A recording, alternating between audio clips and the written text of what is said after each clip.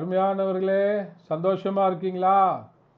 இந்த நாள்லயும் ஒரு அற்புதமான கர்த்தருடைய வார்த்தை என்னன்னு சொன்னா, கொலோசியருக்கு எழுதின நிருபம் 2ஆம் அதிகாரம் அதனுடைய 15வது வசனம். துரைத்தனங்களையும் அதிகாரங்களையும் உரிந்து கொண்டு வெளியரங்க கோலமாகி சிலுவையிலே இயேசு கிறிஸ்து வெற்றி சிறந்தார் என்று சொல்லி பார்க்கிறோம். துரைத்தனங்களை அதிகாரங்களை மேற்கொள்ளுகிற ஒரு வல்லமைய இயேசு உடையவராக இருக்கிறார். ஒருவேளை அதிகாரங்கள் இன்னைக்கு நம்மள நசுக்குகிறதா?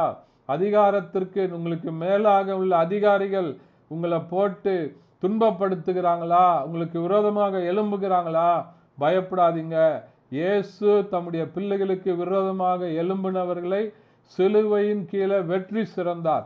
அந்த வெற்றி சிறந்த இயேசு கிறிஸ்து இந்த நாளில் உங்களுக்கு ஜெயத்தை தருவதற்கு அவர் உண்மையுள்ளவராய் இருக்கிறார். ஒருவேளை நம்ம பார்க்கும்போது பல இடங்களில் இன்னைக்கு திருச்சபைகள் அடிக்கப்படுகிறது, ஊழியக்காரர்களை துன்பப்படுத்துகிறாங்க, பல விதத்தில் ஆண்டவருடைய பிள்ளைகளுக்கு விரோதமாக தீய சக்திகள் எழும்புகிறதை பார்க்கிறோம். இந்த அதிகாரத்தெல்லாம் இயேசு சிலுவையில் வெற்றி சிறந்தார்.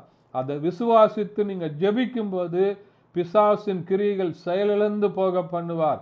ஆண்டவர் அற்புதங்களை செய்வார். இந்த பிசாசை இயேசு கிறிஸ்து சிலுவையில காலின் கீழாக போட்டு மிதித்தார் என்று சொல்லி பார்க்கிறோம். வல்லமை அவருடையது, அதிகாரங்கள் இயேசுடையது. துரைத்தனங்களை அதிகாரங்களை மேற்கொள்கிற வல்லமைய ஆண்டவர் இந்த நாள் உங்களுக்கு தருவதற்கு உண்மையுள்ளவராய் இருக்கிறார். ஜெபம் பண்ணி ஆண்டவர் தருகிற வல்லமைய அதிகாரத்தை பெற்றுக்கொள்ளுங்க.